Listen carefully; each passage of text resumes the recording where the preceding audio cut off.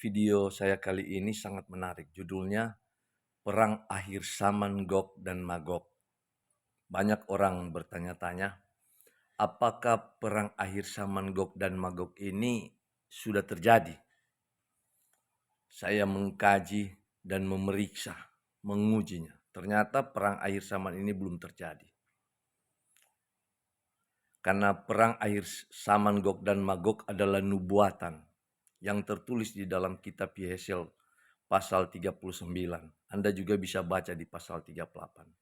Yang mana ini tanda-tanda kejadian ini ada di pasal 36 dan 37. Nubuatan perang akhir zaman Gog dan Magog ini diceritakan juga di dalam kitab Wahyu.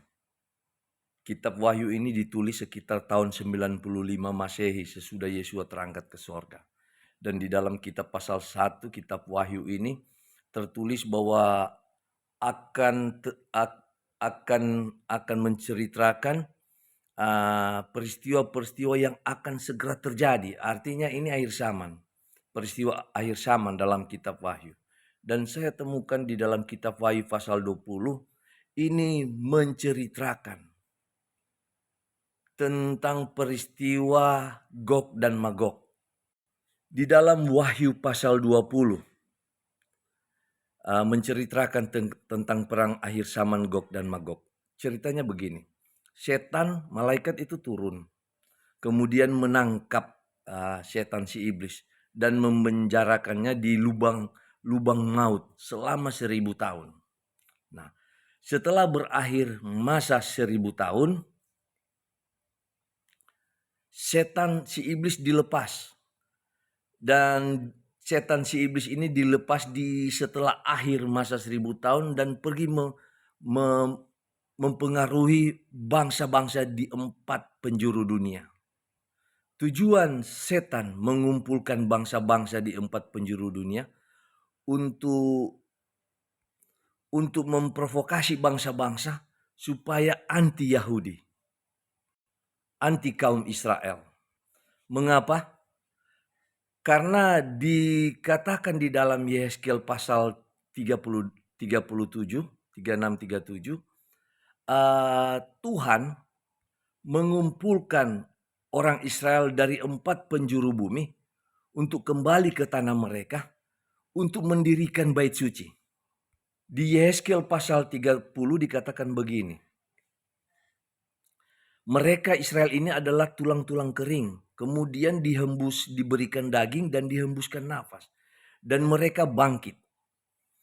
Mereka bangkit untuk kembali ke tanah mereka. Dan Tuhan memberikan roh pembaruan yang baru kepada mereka.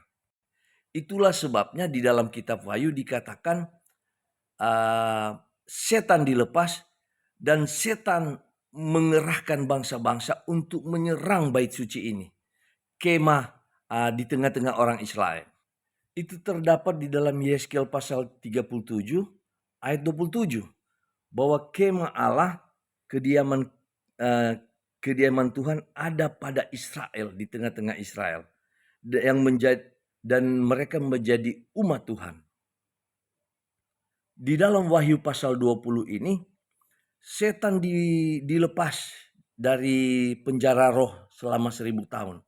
Dan pergi mempengaruhi bangsa-bangsa. Nah, di Yehezkiel pasal 39 ini dijelaskan bahwa setan mengerahkan pemimpin kerajaan paling utara. Dan kalau kita lihat di dalam peta itu paling utara itu adalah negara Rusia. Jadi negara Rusia ini yang akan memimpin perang Gog dan Magog. Di dalam Yehezkiel 39 ayat 1, Tuhan akan menjadi lawan daripada Gog dan Magog ini. Mereka dipukul mundur dan dikalahkan.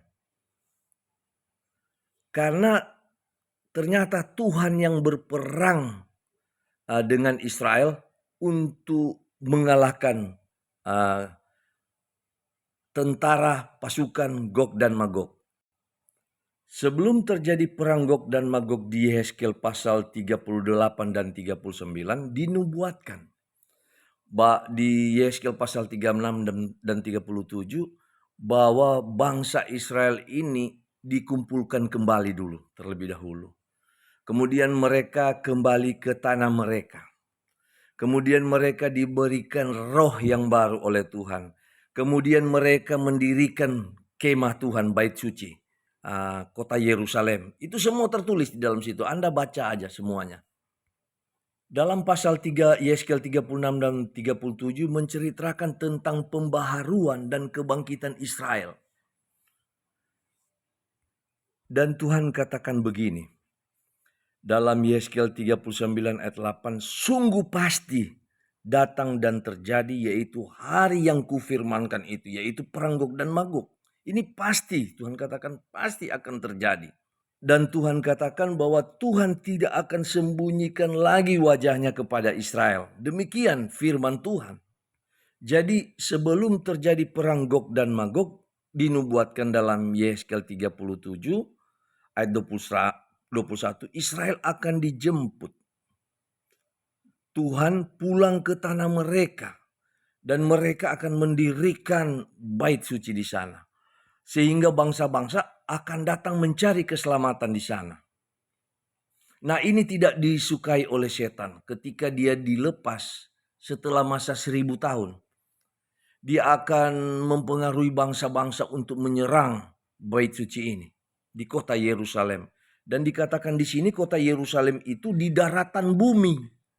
Jadi bukan peristiwa di sorga ini, saudara. Ini di daratan bumi, sangat jelas nubuatan ini. Nah sekarang ini kita sudah lihat kebangkitan dan pembaruan Israel sejak tahun 1948 ketika Israel merdeka. Mereka semua dari segala penjuru bumi pulang dan dikumpulkan ke sana. Mereka mendirikan negara Sion, negara Israel. Yang disebut Zionis. Dan dikatakan mereka menjadi tentara yang besar. Perhatikan ini, tertulis ini. Mereka menjadi tentara yang besar. Artinya mereka akan siap berperang melawan setan si iblis yang akan menyerang bait suci dan kota mereka. Anda bisa baca itu di Yeskel 37 ayat 21. Mereka menjadi bangsa yang besar dengan satu pemimpin. Ini saya himbau kepada saudara yang mendengar video ini. Jangan anti Yahudi, jangan anti Torah, jangan anti nama sesembahan mereka, YHWH. Tetapi pro Israel, pro Yahudi. Karena mereka adalah aktor utama di mana Tuhan akan menutup peristiwa akhir zaman ini. Melalui menggunakan mereka sebagai Israel. Jasmani di bumi, bukan rohani, belum. Itu belum terjadi. Karena ketika selesai perang ini akan terjadi satu masa yang kita juga belum tahu apa yang akan terjadi. Itu semua dalam rencana Tuhan. Maksud saya kita jangan mendahului nubuatan-nubuatan yang sudah tertulis di dalam kitab suci. Saya menghimbau saudara jangan memiliki roh Gog dan Magog. Yaitu roh anti-Yahudi. Karena di dalam Yeskel 39 mereka yang memiliki roh Gog dan Magog akan binasa di lembah kalayak ramai. Anda baca Yeskel 39. Dan dikatakan Tuhan yang berperang melawan Gog dan Magog ini. Dikatakan di ayat di dalam Wahyu pasal 20 ini dikatakan api turun dari langit. Nah, peristiwa ini kalau kita lihat peristiwa pernah api turun dari langit itu peristiwa Nabi Elia. Ketika Nabi Elia berperang dengan bangsanya sendiri karena ada penyembahan-penyembahan berhala. Di dalam kitab Maleakhi pasal terakhir juga diceritakan sebelum akhir zaman itu tiba akan datang roh Nabi Elia. Jadi peristiwa ini sangat cocok dalam nubuatan. Perang akhir zaman Gog dan Magog belum terjadi. Itu akan terjadi setelah berakhir masa 1000 tahun. ketika setan dilepas rantainya dari jurang maut itu dan dia pergi mempengaruhi bangsa-bangsa untuk memerangi kota Yerusalem, yang dimana di dalam kota Yerusalem itu ada bait suci Allah untuk keselamatan, untuk rencana keselamatan bangsa-bangsa. Ingat, oleh kematian Yesua di salib Golgota, Anda belum diselamatkan. Tetapi Anda baru diampuni dosa. Dan sekarang ini adalah masa pertobatan.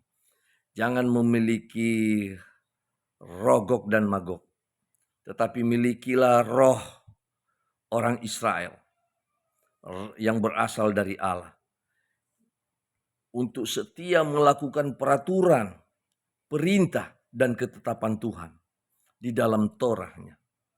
Semoga video singkat ini menginspirasikan Anda. Mari